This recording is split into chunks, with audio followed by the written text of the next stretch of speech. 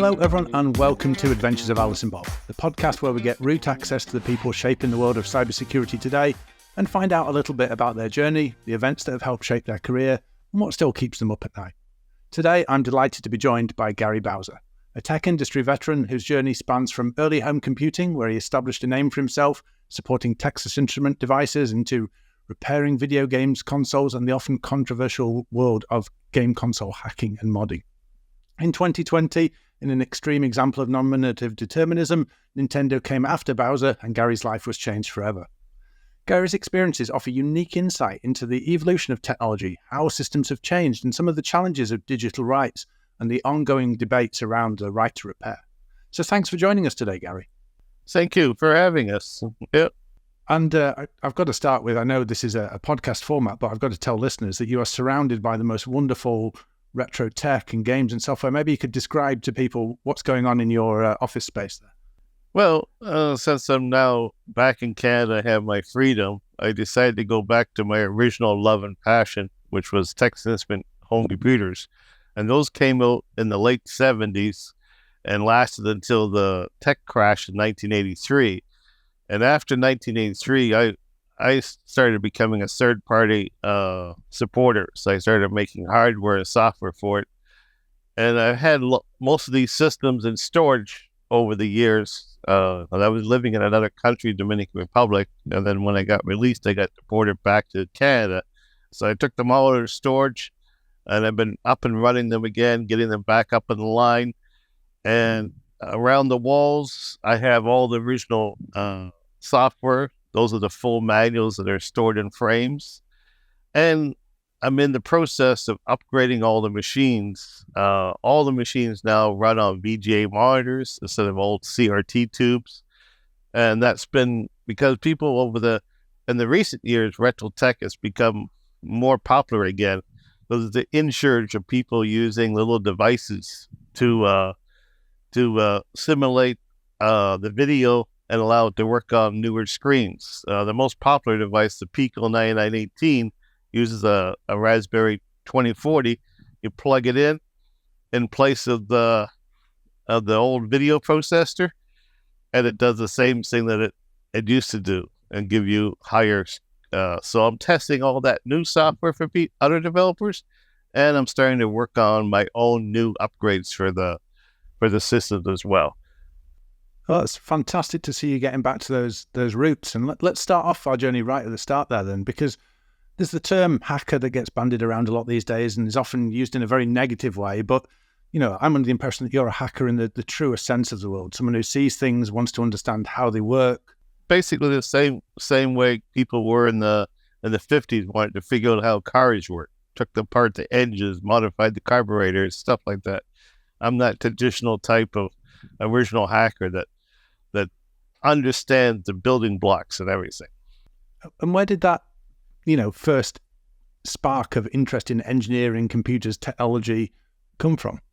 Well, most of it was attributed to my dad. My dad was one of the top chief mechanical engineers in the world. He understood mechanic engineering, electrical engineering, and chemical engineering. Graduated from Dalhousie University in the early 50s, just after the war.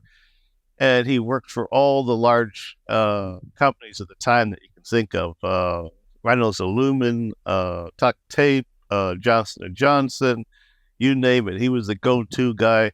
The main CEO would hire him to work on building the latest plant or the latest thing.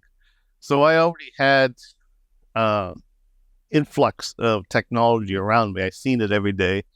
And my older brothers, I had an older brother from my dad's first marriage. He was also into solar engineering at an early stage, before people even knew what solar technology was. He was one of the ones that developed the heat pump and the heat changer in the early days. So I had that background as well. And when I was growing up, I had the whole basement of my house to do whatever I want. But in the 70s, there wasn't too much to do with computers. People had model trains. So that's what I had. I had little HO tracks running around with with trains, and right away from that, I learned how to do soldering and stuff because there's little motors, electrical motors and stuff. And I also quickly wanted to make things more realistic. It was one thing to have model trains, but generally they're not realistic to how they actually perform on real life. So I studied real life trains. I added weights into the cars and stuff so that when they went around the curves, they would bank properly. And I slowed the motors down so the train would travel at a realistic speed. I didn't have technology back then, which now model train people have. They have little cameras installed on the trains so you can see them filming where they go on the tracks. I wish I had that back in the 70s, but I still did a very good job of building buildings and everything. And I admired the train set. And it got to the point where I needed 3 operators to run the trains. There were so many different trains going in different directions. And then I started looking, well, I can control this by a simple computer. By then, there was already a little simple computer like the Apple I and stuff. So I started building little circuits and stuff. And then just near the 70s, near the end of the 70s, my dad brought home a Texas Instruments mini computer. They had a system called the 990, which was used in business. And by then I was 10 years old, and my dad sat me down and said, well, we need to figure out how this works, how to program it. I'm a guy that grew up with slide rules and drafting boards and stuff, and now I got to figure out how this computer works. If I don't figure out how it works, I'm going to be out of a job, and you're not going to have any more toys. So I became his little executive assistant and started programming the computer, typing in the codes, going to work in a little suit and a briefcase at 12 years old, and typing it on the mainframe. And it just kept building up from there. Absolutely fantastic. And just to put it in context for people as well, I think, when you buy a computer these days, you buy an iPad, it basically comes with no documentation at all. You get, a lovely shiny box and a lovely shiny device. But back then, actually, home computers as standard would come with the ability to code. They would come with instruction manuals on how to code. What kind of information were you using there to start that journey? Well, the original systems, almost every computer back then came at least with BASIC. BASIC was guaranteed to be in the system. You turn it on, and it would allow you to program in BASIC. And a lot of that initiative was done in England by Sinclair and BBC. They sponsored government programs to put computers into schools and to train people into building and programming the systems. And it helped spread out into other countries. And the Texas Instruments was one of the systems that had BASIC built in. So I also had a background in music. During the time we were growing up, I was going to Royal Conservatory of Music. I learned how to play the piano and the organ because my dad also played the organ at church on Sundays. So I had a music background as well. And when I started looking at the computers, I was like, oh, they have sound chips. They can make music. And I liked the fact that I could program the computer to play different types of music and stuff. So they got to the point where I no longer had to play the piano myself. I had the computer doing it. So that was another thing that was interesting. And like you said, the older technology, it didn't really come with any software. It came with the coding, and you typed it at. It came with all the manuals. You typed in the codes yourself. You could save them out the cassette tape. So it was a more open system than what we have today. Yeah, I have fond memories of learning to program in BASIC on a machine. My parents were both teachers, and like you say, at the time, it was the government initiative to get BBC microsystems into schools, and spending hours coding only to discover that we didn't have a tape drive to save things to us. So I'd spend an entire day writing something just to run a piece of code once. And it was, or you didn't have a printer to print it out. Yeah, exactly. These old challenges that you forget about. So you were there in the 70s, you were doing your junior executive role, learning how to use the computer, getting interested in it from different angles, relating it to the music interest. But then in the early 80s, so about 1984, I believe, you actually started your first tech company effectively. Could you set the scene for kind of what led you to start your own company? Well, by then I was already doing some good coding and stuff. And then we had a tragedy in my family. My mom died when I was 15 from cancer. And this was my dad's second marriage. So he was an older fellow. By then, he was going to retire. He was doing a little consulting work and stuff. He wasn't interested in running a job. So I ended up having to be like the breadwinner of the household. So I took my mom's life insurance policy and I invested that into what was left after the funeral into starting up a business and start releasing my software that I was writing for Texas Instrument first at various, back then in the 80s, you had what they called user groups, where people would meet together that owned the same type of computer, and they would share various things, and they would talk to each other, and they would learn from each other. So I started going to those meetings. I started trading my software with other people. We had this different type of I would say structure when it came to software back in the day. There was things like called freeware, where you just give it out to people and they use it. There was shareware, where you would, after you get it, if you liked it, you would donate some money to the person. A lot of the original games and stuff like Doom and stuff all were released that way, where you would get like the first part of the game and it was free. And then after you played the game was over, it would end with a title screen. Well, if you liked it, send $49 to this place and we'll send you the other 3 discs to go with it. So the industry was that way. So I started going to all these little user groups. I started going to various fairs where certain people got together with the same computer, and it just started building from that. And then by 1990, I had already learned all the hardware side. So I started making hardware for Texans with new video boards, new memory boards, various different other little hardware devices as well. And can you maybe explain a little bit as well why you got into the hardware? Because you mentioned in the introduction of kind of the home computing crash, where a lot of the hype had gone, and a lot of these manufacturers actually weren't so interested in supporting the devices they'd originally built. Was that the motivation to get into the hardware side? Yeah, that was the motivation. There was a problem in '83.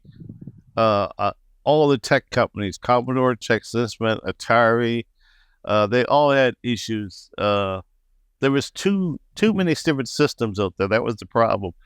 There was just, the market was flooded with so many different versions. None of them were compatible to each other. There was just so much different software out there, and there was no quality control. So people were inundated, and there was problems with inflation and stuff. So all the big companies took tax write-offs and shut down production and everything. There was a price war between companies. Companies like Texas Instruments couldn't compete with companies like Commodore, which were manufacturing the machine for a lot lower cost. So it was a crazy time. So all the companies just dropped support, but there was billions of systems out there that were being used, and people still wanted to use them. And the newer systems started to come out, like the IBM PC and stuff, wasn't the same. When that original IBM PC came out, it was just plain green graphics. It was costly. You're talking about like $4,000 for a machine with 256K of RAM and not even a hard drive yet, and no sound, no fancy graphics. So there was a lot of room for people that still wanted to keep their older machines up and running and add new things to it. So that's where I started learning how all the chips worked, how I could build new hardware, dive into the system more, and get stuff designed and built that people would buy.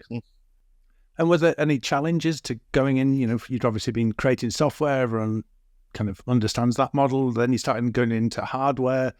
Was there any challenges there? Did you need to work with manufacturers or anything like that to make that happen? Well, I did work with some manufacturers, and it was easier back then.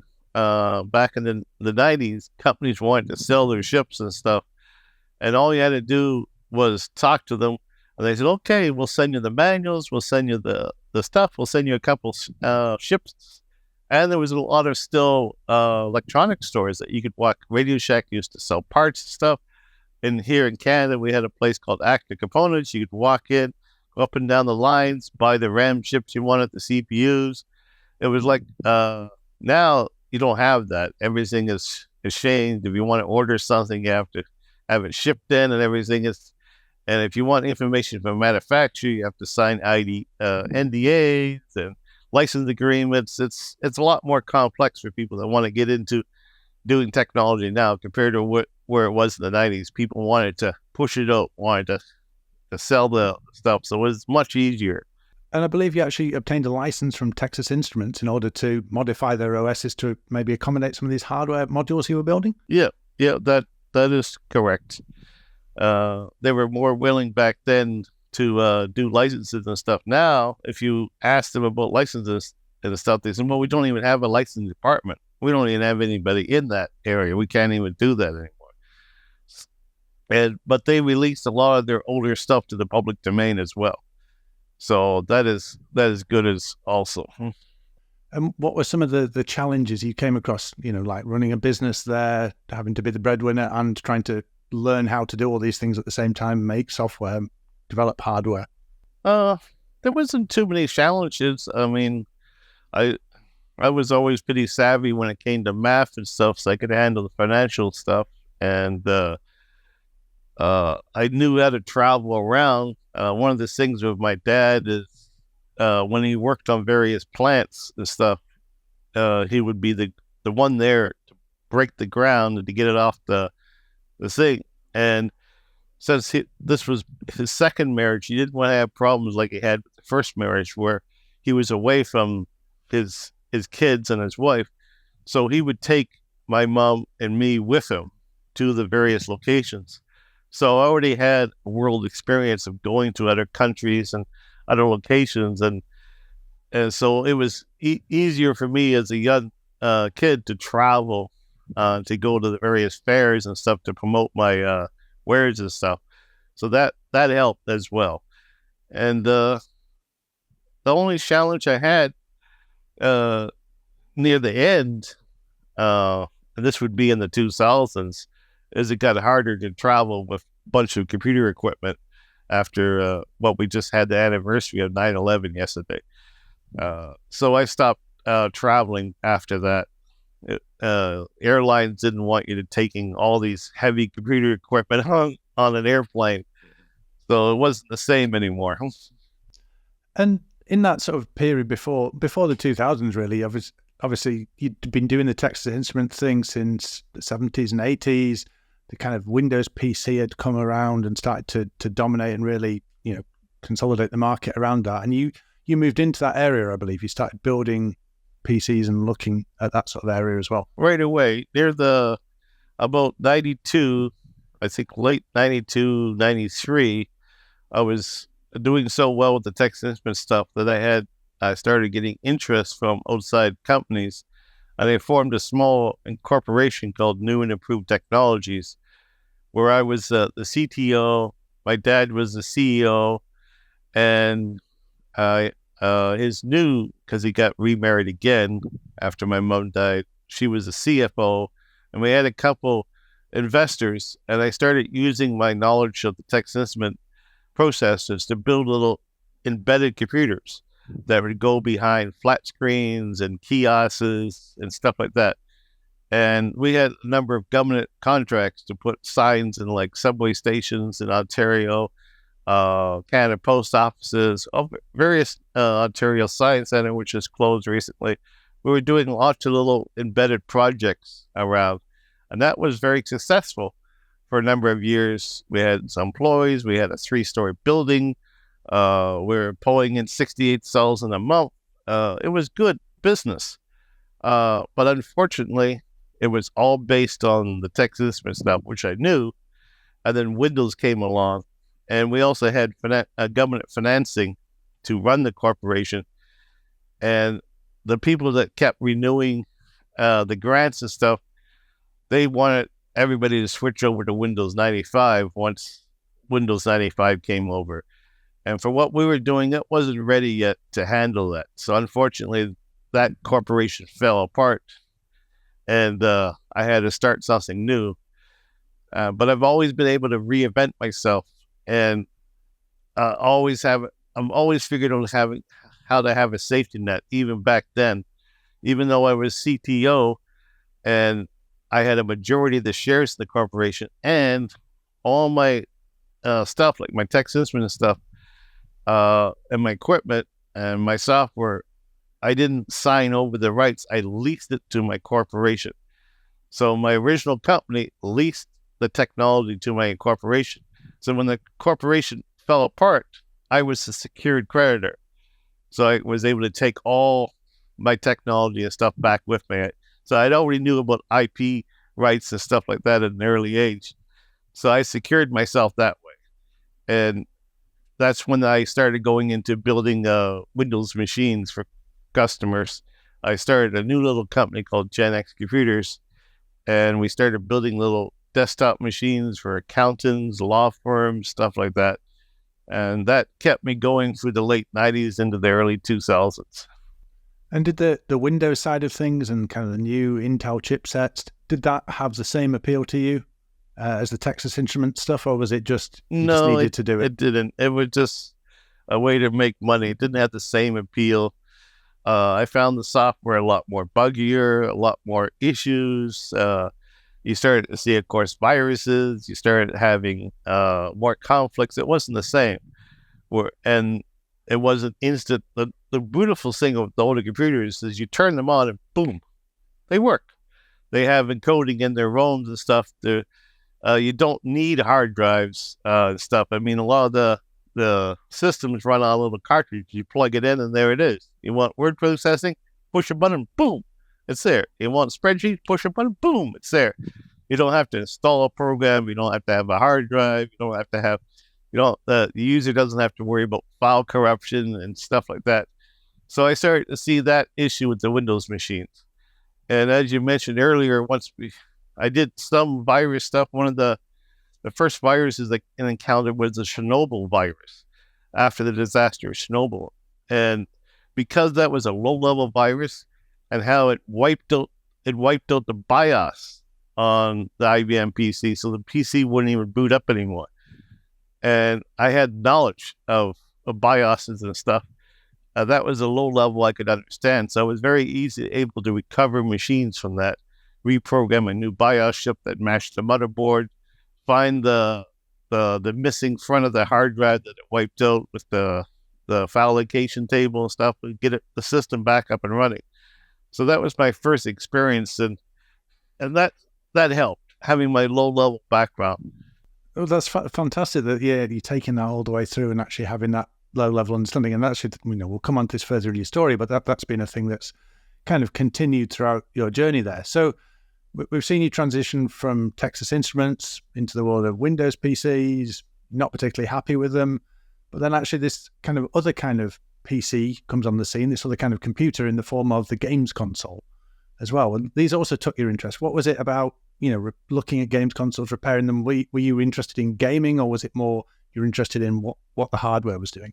Well, when I was building the PCs with the company Team Xecuter, we started out just making PCs, selling it to accountants and law firms. But then there was some gaming that was starting to happen on the PC world. There was Diablo, there was StarCraft, there was Quake, and those games could be networked together, so you could have multiple people playing them. But we didn't have the infrastructure we have now, that you could sit at home on a couch and just game away on the Xbox. It was starting to come, but it wasn't there yet. So there was another market that I could tap in, and that was called internet cafes, where I could rent a large space and have like 20 computers lined up, all networked together. And the new youths of the day, the teenagers, could come in after school and game all night and play away on Quake and stuff. And because I had the low-level knowledge, I was able to network these machines better than a lot of other places. I knew what specs to build them, and my Texas Instruments background helped again, because a lot of the original people that owned Texas machines in the 70s and 80s worked for big tech companies, and some of those worked in the Bell Canada company. So I also knew about the internet and where the cables were being run and where the best locations were. So I located my Gen X office near a hub. So I had the fastest DSL that anyone else had. I had 8 megabyte internet when everybody only had like 1 meg if they were lucky. So I had that advantage as well. So it made my place popular for all the youth to come in and game. And I made sure I did it right. I had the legal licenses. I set it up an actual arcade license, which meant I had to shut down at 1 o'clock at night. I couldn't open until 8 in the morning. I had to make sure that kids under the age of a certain age weren't in the place during the day, that they were at school. So I followed all the regulations. But as the internet cafe grew, also the home gaming market grew. And these kids started coming in. My Xbox broke. My PlayStation broke. I don't know what to do with it. Can you fix it? And that's where I started looking into these machines. And it's like, oh, they're just like a miniature computer. And they're using a lot of the older parts that I know. They have a BIOS. They have a little operating system in them. They boot up right away. So I started learning how all those systems worked. And was that just for the purposes at the time of just getting them back up and running for the kids who were bringing them in? You were just trying to repair them? You weren't interested in the modification or extending the capabilities yet? That was just the repair side. But where it started to change was that two things. The PlayStation was region locked. So a lot of customers would come in and say, I see this cool Japanese game. I want to play it, but it doesn't work on my machine. I bought it. It doesn't work. So that's where the first mod came in, was to bypass the region lock. So you could, even though the game wasn't copied or pirated, it was the original game. They bought it from Japan. They wanted to play it. It wasn't released in North America, but when they stuck it in, it would say no disc inserted. So the first ships that came out bypassed that, the region lock. And then you had the issue with the Xbox. That's where they started locking things down. The drive was keyed to the system. So if your DVD drive broke, actually the 360 was the DVD. On the Xbox, the hard drive was locked. So when the hard drive died, you couldn't just go and buy another ID hard drive and plug it in. It wouldn't work. You had to have the key from the motherboard to match the key in the hard drive before the system would recognize the OS and boot up. So it made repairing more difficult. Piracy was just a side effect of unlocking the system so you could use third-party hard drives and get around region locking. And there's early things, obviously, like you mentioned the PlayStation chips to get around the region restrictions. You weren't actually building those at the time. You were just coming across them. Someone else had built them.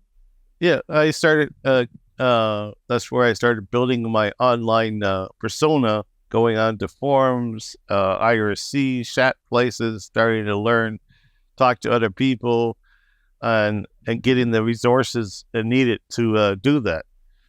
I'm curious, with your background and understanding those low level things and having built the hardware yourself, those early days in the scene and people started producing mod chips.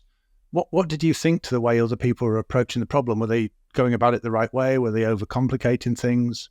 No, they were going about the right way, because a lot of the mod chips, like on the PlayStation, use a peak microcontroller, which is programmed in a low-level assembly language, which I understood. So, and the same thing with the 360, the firmware on the 360 drive is using another little CPU, an 8-bit CPU, which has been around for decades, 8051. So the firmware on the drive was easy to look at and understand how it operates. And this is where they're checking for the disk. We can just jump over that, stuff like that. So it was interesting in that fashion as well. Now, I've got very fond memories of Xbox scene in the 2000s. I remember seeing Gary OPA all over there, and constant cat and mouse game that's kind of going on between the modding scene and the manufacturers. As you sought to get around a restriction, they sought to detect whether you were doing something. how did you come to be so heavily involved in those? Was it just your natural curiosity, or were you actually being, paid to do any of these services? Well, originally on the PlayStation side, I was very heavily involved with a site called PSX Scene. It no longer exists, and it was a lot of people in there working just on the PlayStation, the PS1, the PS2, and then the PS3 came out. And I was basically the one on that site doing all the news releases and everything. I was just the administrator of the site. I wasn't the owner of it.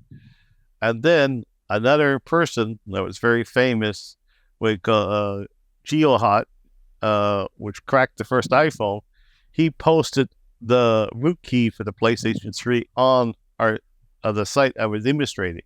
And that just blew up from there. Suddenly the site went from being just a little niche in the background to now being in the top. With him getting sued by Sony, people coming to the site, and it just blew up from there. And then the person that owned the site sold it off at the height of the peak. There was a person by the name of we called him Mr. Cigar. I forget his actual name, but he was originally with Zip Davis Publishing, and then he had united all the various little forum sites that to do with cigars and put them under one called Puff. And that gave him a name, why they called him Mr. Cigar. He started looking at the scene the same way. All these little niche little forums, he started buying them up. PS3 Hack, PSX Scene, all the various little... And his idea was to unite all the scene sites into one. It never did happen because, unfortunately, he went through a messy divorce, and his wife just took it all and got rid of it all. So his vision never came. But after the selling of sites, some other sites didn't want to sell off, and that one site was called Max Console, and that's where I started actually getting into getting paid to run a site. The original administrator of that site, he was had health issues; he couldn't run it anymore. And with my involvement on PSX Scene, and the original owner of that, he put me in touch of the people that used to run advertisements on his site and where they got the mod chips from. And that reached out to me. And originally I had two conflicting offers. Mr. Cigar guy that bought up all the scene sites, he was willing to offer me $500 a month to continue running the sites that he administrated, but that was it, just $500 a month. And he wanted to make me sign an NDA that I couldn't go on any other site. I couldn't go to any other competing site. I had to stay on his site, and that was it. And I wouldn't make any other money, just $500 a month. And I said, that's not really worth it. I don't want to tie myself down to being limited to one thing. And that was good because he eventually failed. All his sites that he bought just turned into spam, and he had a divorce and everything. So that would have been a path that wouldn't have worked. So it was good for me to switch over and do the Max Console. And there was also another change in my life too. I had just gone through my own type of nasty separation. I was with a beautiful woman. She was a supermodel and everything, but she became very violent and abusive and put me in the hospital 3 times. I'm not the kind of guy that would hit back at a woman, no matter what. So after the 3rd time, the police told me, well, if you're not going to charge her, either leave or we're going to come back in a body bag one of these days. So I decided, okay, I'll leave. And a friend of mine had a real estate operation in Dominican Republic. So I decided to leave Canada, move to Dominican Republic, help him with his real estate. And I was looking at just retiring from the scene totally at this time. And I had enough money saved up. I didn't need nothing. But at the same time this happened, 2008 happened. And the real estate market bombed out. Nobody wanted to buy real estate in Dominican Republic. I lost all my savings in the real estate venture, and I was stuck. It's like, well, I'm going to have to do something. So I accepted the other offer that I had to work for Max Console and run that site, because I needed to make some type of money living in Dominican Republic. And that was where I got to that point. And who was the person at the time who owned Max Console who wanted you to be administering the site over there? That was my co-defendant in the Nintendo case, Max Lauren from France. He wasn't the one that originally started Max Console. He bought the Max Console because it had the name Max in it, and he wanted it. And he was the man that was funding a lot of various commercial modifications over the years. I knew him indirectly. I never had dealt with him before that, but I knew he was the money man and the marketing guy behind various little PlayStation 2 mods, PS3 mods, stuff like that. He had an older type of hacking experience like I had too, and that he knew about the Commodore 64 and the early Nintendo stuff. But now he had switched over to being just the money guy and the marketing guy behind the various products and bringing in developers to help make new ones.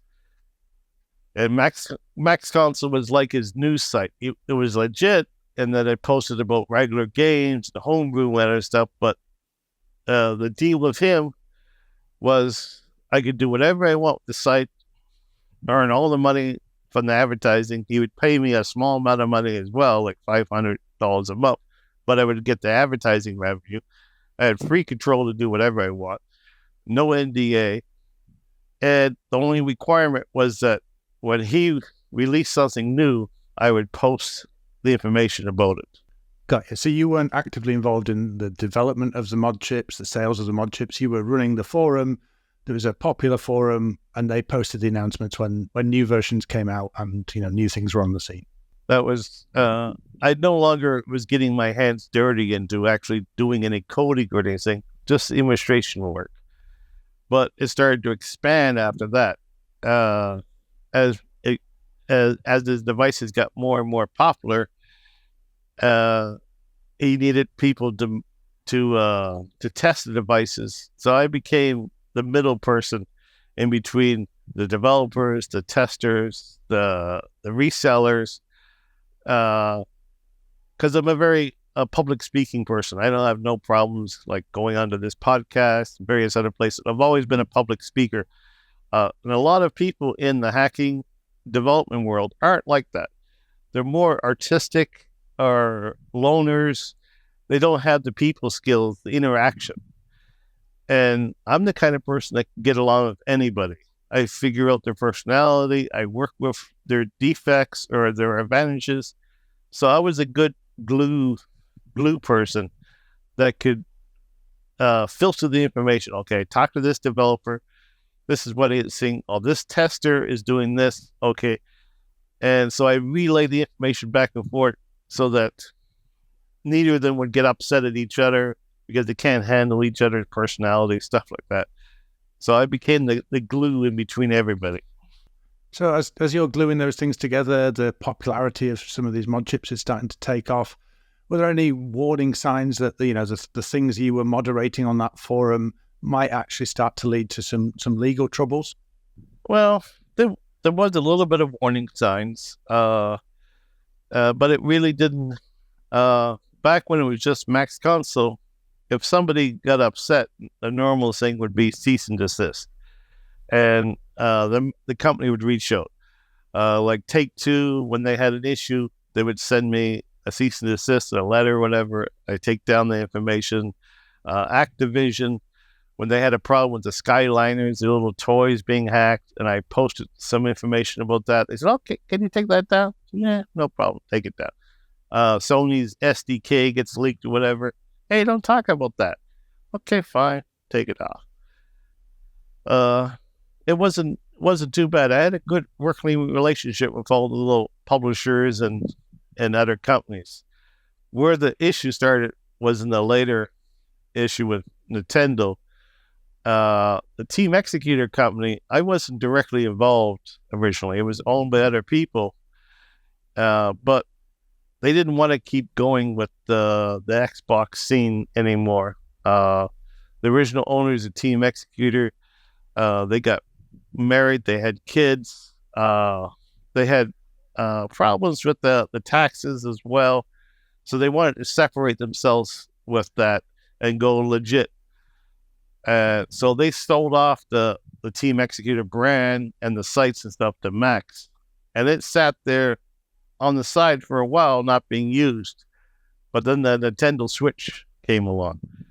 And suddenly that machine was popular. And there's two sides when it comes to the commercial market. You need a machine to be popular enough to make it worthwhile to invest the money to figure out how to get into it. Not every machine is like that. Like, you don't really see anything to do with the Xbox One because it sadly isn't popular enough for companies to invest, commercial pirates to invest money into figuring it out. And also each company takes a different look at how they handle problems. For example, Sony, they pay people off. If you go to HackerOne, upload, I found this exploit. It cracks your firmware. They can do this. Okay, here's 10 grand. There's one person on HackerOne. He's made over 750,000 already, which is an incentive not to go work for a commercial pirate company that would pay him like 250,000 or so. He's making more money working directly. Microsoft has a different solution when it comes to their IPs now, in that they study what the hackers do. They buy the devices themselves. They look at it with their own engineers and say, okay, this is how we're getting in. There's a I think a TED talk by one of the guys from Xbox Security, and his opening line is, "We don't trust the customer. The customer is going to get into our system." So we look at how to prevent the customer from getting in. And they study the whole system that way and prevent it from actually occurring. And then we have the last side, Nintendo, and their method is intimidation, enforcement, and large fines to stop people from getting into their systems. So when the Team Xecuter brand set their mindset on the Nintendo Switch, that's when everything started slowly sliding towards having a criminal conspiracy. They don't go out and send out like cease and desist or things like that right away. They build up a case and they wait until they can put all the legal pieces together and actually have no way out situation. And so because of that, they were quietly building the case against Team Xecuter because of your connection there through the forums. You were made part of that case. And then obviously, like you said, they're not going to come to you and tell you about this. So it came as quite a surprise. You were already dealing with lockdown in the Dominican Republic at the time. I believe it was during the time of COVID. And then suddenly you had the unwanted knock on the door. So maybe you could tell us a little bit about how that came. Well, it was a sad point in my life in Dominican Republic. I mean, I was doing good. I was living okay. I was relaxed. I turned 50 in 2019. I had a little bit of savings. I bought myself a BMW M5, which was looking to enjoy to travel around because the island is very large. It takes you 12 hours to drive from one side to the other. And I love driving. So that was what I was looking forward to. But then I had a stepson there, and he died from vaping. So 2019 hit me hard that way, and I buried him and tried to reset my life. And then, of course, COVID came. I started having issues with my leg, my lymph system. I was drinking too much. I've always been a drinker. I started drinking when I was age 15 after my mom died. So I always had that alcohol side of me too, which wasn't good. So my whole life in 2019, 2020 was on a downward spiral. My weight was increasing. I was depressed. I was drinking more. The COVID hit, which didn't help. So the whole 2020 year was a shock to me. I didn't see it happening, or didn't know that it was going to happen. So it was it was it was a real big shock when they came in the middle of the morning and took me out and just threw me in a cage for a couple of days before I went to the United States. And as I understand it, actually, you that you say, you literally got thrown in a cage and almost forgotten about for a few days while the process was taking place to actually get you out of the country into the United States.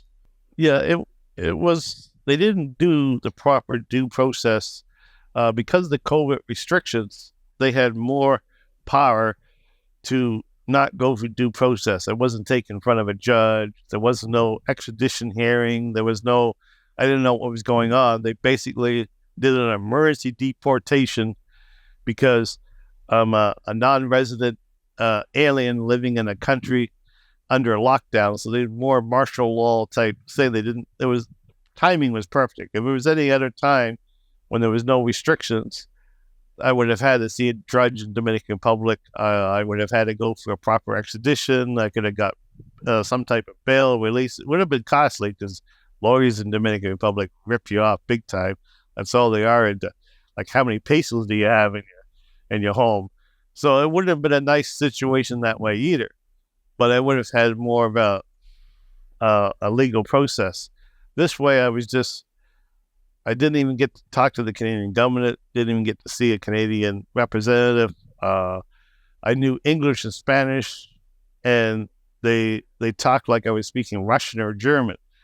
They didn't understand either language I was talking to. There was no paperwork. There was no signing anything. There was just, here you go, throw you on one of the first commercial air flights back after the lockdowns listed, because the timing was there too. I was looking forward waking up that morning because the lockdowns were just about ready to be released at the end of 2020. The beaches were going to open again. There was going to be no more curfew at night where you had to be back inside your house by 5 o'clock. You could travel to another neighborhood, which you couldn't do before. So my BMW, I wasn't even using. I couldn't even travel anywhere. So I was looking forward to that morning. And then, boom, the people come in, they drag me out, they throw me on the back of a pickup truck. There's a video out there somewhere of me just being lifted out and thrown on the back of a pickup truck. And driven out to Interpol. And then from Interpol, they took me to this area where they just used for deporting Haitians, which is just like a series of steel cages with no roof or nothing on. And in Dominican Republic, you don't get fed by the prison or anything. If your family doesn't show up to give you food, you don't eat. So I sat there for like 3 days, not getting any food, nothing, having the rain come down on me. And after the 3 days, they said, okay, we're going to take you to they finally said, oh, we're going to take you to the Canadian government. So great, let's go. And instead, they drove me to the airport. I said, well, where's the Canadian government? Oh, they're going to meet us here. And I started raising hell at the airport. They started yelling and screaming at United Airlines, like, what's happening? Well, you're getting deported back to Canada. Here's your ticket to Toronto. Here's your passport. Here's 3,000 pesos. Have a nice day.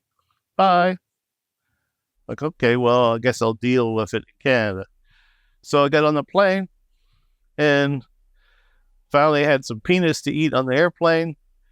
And I was like, oh, well, I'll deal with it when I get to Canada. But unfortunately, of course, with 9/11 again, there was planes, when they transition airspaces, unless it's on a nonstop flight, which this wasn't, it has to land in New Jersey. Everybody has to get off the airplane, scan their passport, wait, and you're basically entering in America, and then you scan your passport, you get back on that plane and go to Canada. So the moment I scanned my passport, they said, okay, you have to go to secondary inspection. So, okay, go to secondary inspection. I've been out of the country for over 10 years. My passport has been renewed, but still, okay. I'm sitting in secondary inspection. They arrest 2 other people. I don't know what they were arrested for. And then my turn came. I walked into an office. The FBI was in there. Here you go. We have an arrest warrant for you. There's an indictment on you. You're being arrested. So that was the end of my journey there. And that was just still the beginning because we're still in COVID lockdown.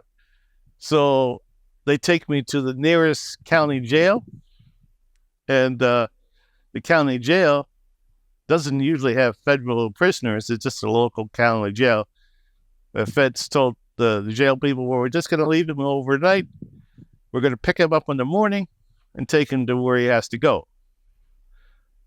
So they took me to the jail. I sat there in the holding cage until like early in the morning. The guards are looking at us. Well, the feds aren't coming back with this guy. What are we going to do with him? Well, we have to put him, with the regular population. He can't just sit here in the waiting area. Okay, throw him into GP. I was like, I didn't even know what jail was. I didn't even know what the letters GP stood for, which was general population. Okay, so they dressed me up in this weird suit, which was like a banana color, and they threw me into this pod with 480 people, all wearing green. So I stuck out like a sore thumb. And one guard told me, well, this is the quiet pod. These are all workers. They're all doing like 2 years or less. So you're going to have less problems there. So just hang out and wait and be calm. But it wasn't easy. The top floor was all Bloods. The bottom floor was all Crips. Except for the barber, which was Puerto Rican, I was the only white guy in the whole place. And it was a learning experience because that one day took 5 weeks before the feds came back for me. And during, yes, a very good test. And no phone calls yet, no lawyers. I don't even know what all my charges are. Nothing. I was just totally isolated and quickly learning. I had one problem at the very beginning. I was sitting. There was only 2 TVs, so I couldn't walk very well. I had my cane with me because of my leg. So I get up. I walk to the TV area. I sit down and watching the TV. And this one guy comes up to me. Well, what are you sharing? It's like, oh, well, share what? And I didn't realize that was the area where they do the K2, which is a type of spice drug that they get into the mail. So I didn't have nothing. So they grabbed my cane and beat my good leg 10 times. So I learned then, okay, that's not a good place to sit. So instead, I found another area to sit, and I was doing okay. But I slowly figured out the system. I saw a lot of crazy shit. A guy getting beaten with a microwave because he forgot to clean it after his food spilt. Another guy getting beaten with a telephone because he was talking too loud because the telephones are like a little ring to the other guy. So even though this was a quiet pod, there was a lot of little issues. One guy did a little bit too much drugs. He had a heart attack while I was in the shower. He passed out right in front of me. So it was a scary time for those 5 weeks. It was a learning experience before I finally got transported, well, not directly to Seattle, but eventually I got there. I had another little experience in Oklahoma, and then they let me sit in Nevada for a couple of weeks under quarantine to make sure I didn't have COVID before I went to Seattle. And then what was the sort of time frame before you actually, found out, got in front of a judge and started understanding what was really going on with all the charges there? Well, I got to Seattle just before Thanksgiving started.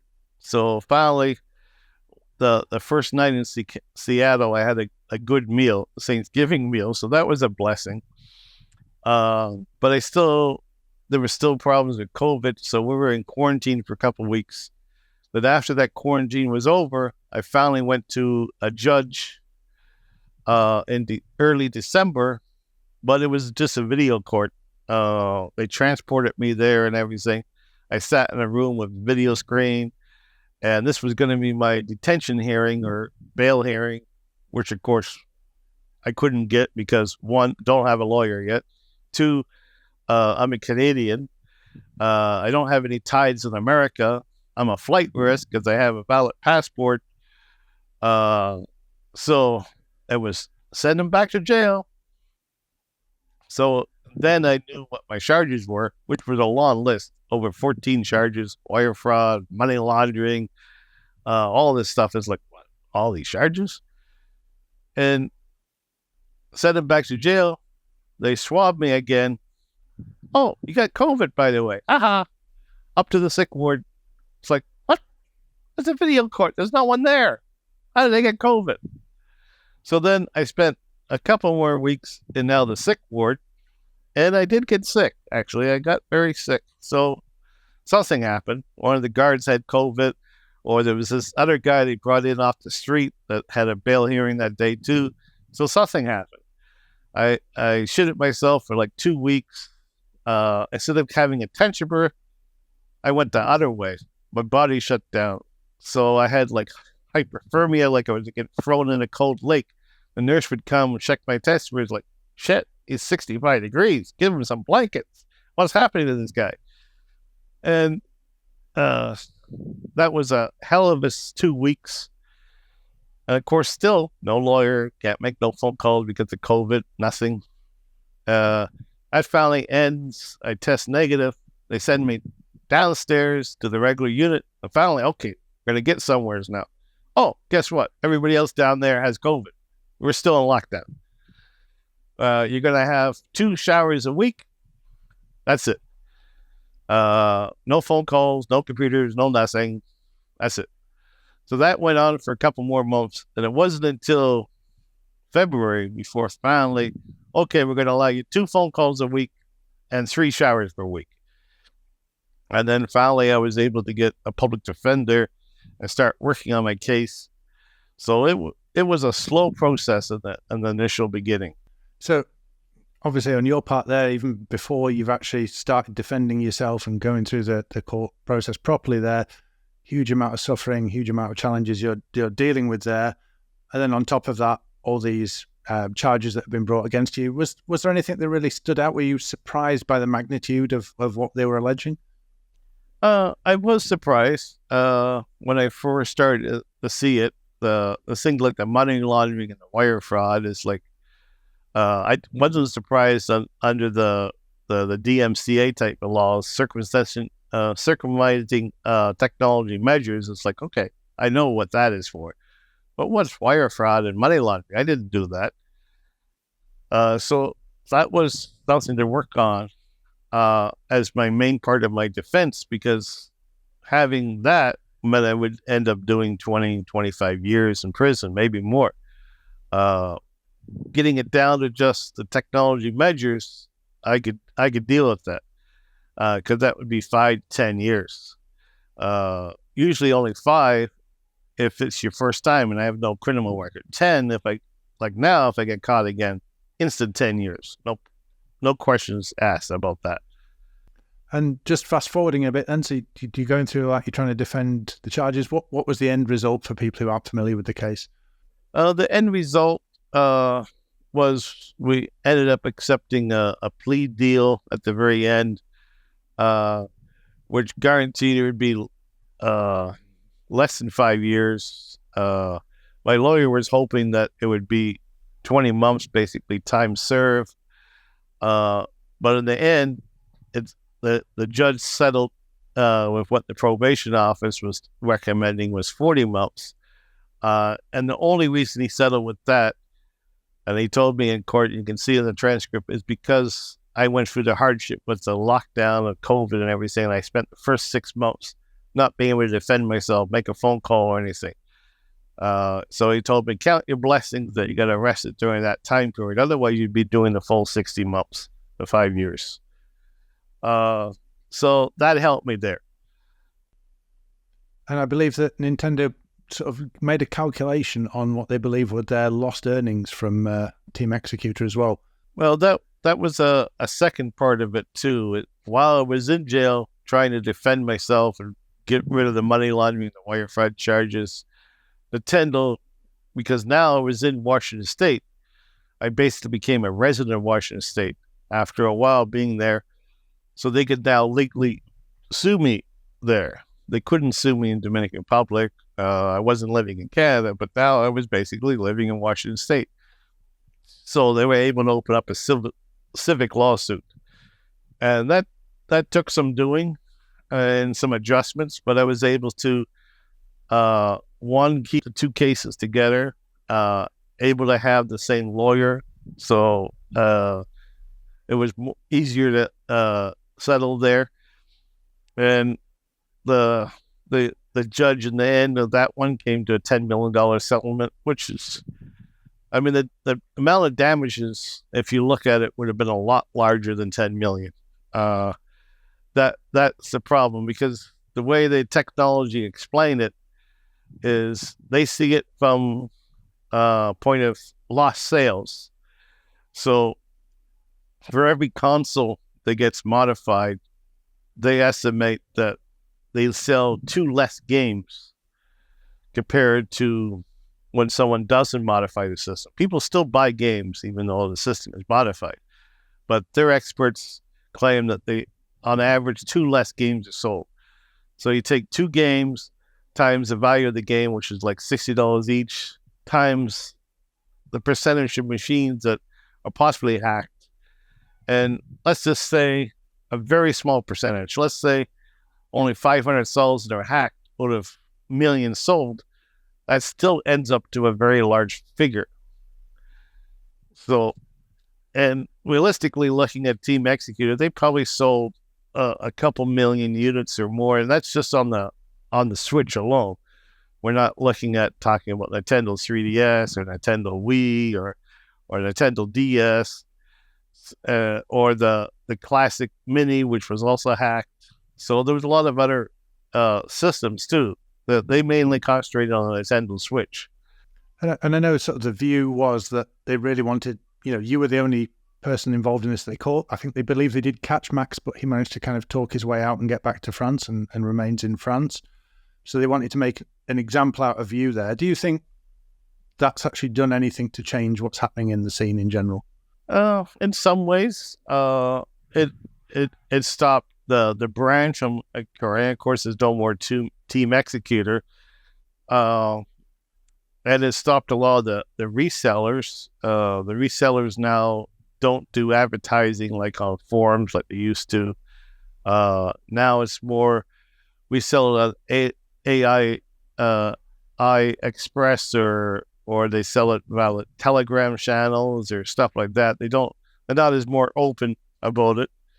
The developer side is still the same. There's still people figuring out how the system works. But now there's less marketing, open marketing. The forums now, there's only really one forum left, in that GBA Tim, and they're very hardcore about not posting keys or talk. They still talk about piracy and stuff, but they try to keep the forum more legit. And there's no advertising from resellers or anything like that. And from your perspective, you're now back on the outside. You mentioned at the start, you're rekindling your love for all these Texas Instrument devices you've got, blinking and flashing away behind you there. Do you still keep an interest in gaming consoles and the modification scene, or are you just purely back onto the Texas Instruments? I follow it online. I see what people are doing, but I'm never going to touch a gaming system again. The only systems I own are Texas machines. I don't even want to buy the new PlayStation 5 that got released.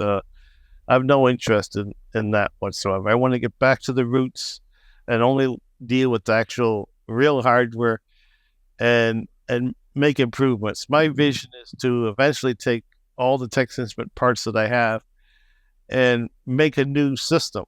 And probably put it on Kickstarter or Indiegogo. They've done it with other brands. They recently did it with the Amiga. They made a little Amiga. Atari's come back. They made a new Atari.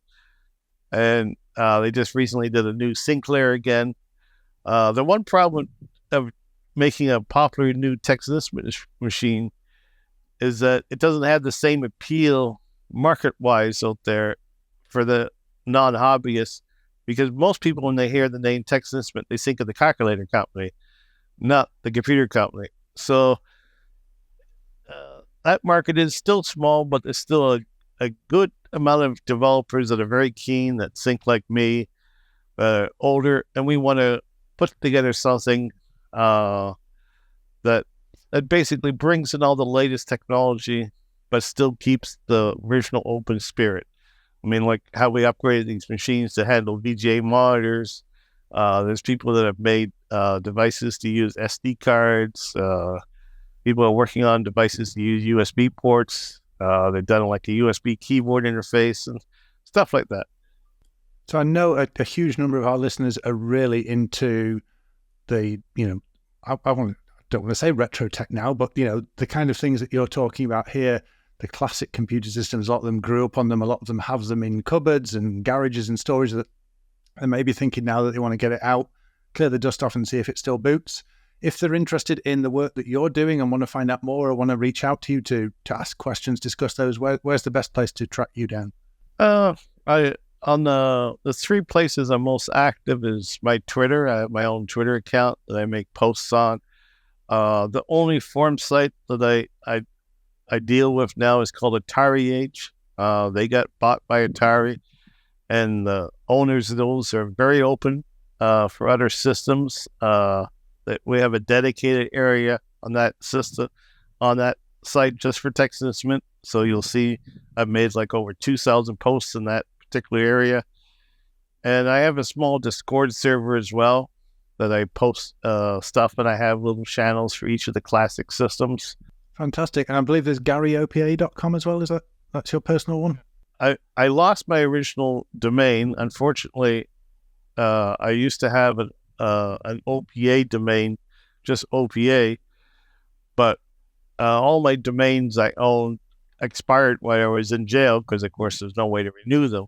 And then when news hit that I was going to get released early, because I got released 9 months early under the First Step Act, which I fought for in jail as well. When news hit that I was going to get released early, scammers went out and registered those domains and put up like fake website to get clicks and stuff. So when I got out of jail, since everybody knows Gary OPA and it's like in the search engine, I said, it's best if I registered that domain, because someone is going to do it. And I don't want scammers to put up some site to get like clicks or whatever. So I quickly registered that name. And then since then, I've also started up my company again. When I got back to Canada, it took a while because of my disability. I fought for a year with the Canadian government to get my medical disability. And then from there, once you was on disability, you can't earn money. So I fought with them to be able to operate my own business. So I registered my company again. And I've also set up my company name, which is opaphoenix.com. Well, that's great if people want to be able to track you down there and see what you're doing these days. We're pretty much out of time today, Gary. So is there any last piece of advice you'd like to share with listeners from your kind of career as a professional hacker, involved in all these different technologies and scenes? What would you tell people?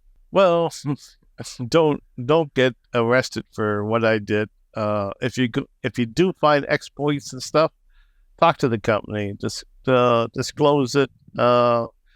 Most companies are willing to at least pay you something for that. Don't just release it out there, and even for the quick gain, it's not worth it. Crime doesn't pay. I mean, but learn the building blocks. If you haven't learned, you just get an old machine, get the old manual, study how the older systems work. And that's one thing I want to look at too when releasing something, is making something like how they were before. When it gets bought, you get the programming manual. It tells you everything you can do with it, and you can sit down and code it yourself very simply. And we need a new generation of people that are not just users. 99% of the people, if they just buy a system, it doesn't work, throw it away. They know how to use it, but they don't know how to program it themselves to repair it. And we're going to need a new generation of programmers and people that really know technology soon. I think that's absolutely wonderful advice there, Gary. And unfortunately, that's all we have time for on this episode today. But I really want to thank our guest, Gary Bowser, for sharing a little bit of his fascinating journey with us today, from those early days of 9900 assembly code on Texas Instrument computers to mods for the latest gaming consoles, and then back into the Texas Instrument devices again. Gary's life is the story of a true hacker. If you want to learn more about Gary and what he's up to, as we already mentioned, check out GaryOPA.com, the Discord, the other things that he mentioned earlier. We'll try and link to those in the podcast description. And for those of you, with fond memories of the console modding scenes and the online communities, dig out those old consoles, dig out those old things, and visit Gary's site. There's also a link off to a GoFundMe there if you want to help him rebooting his life there.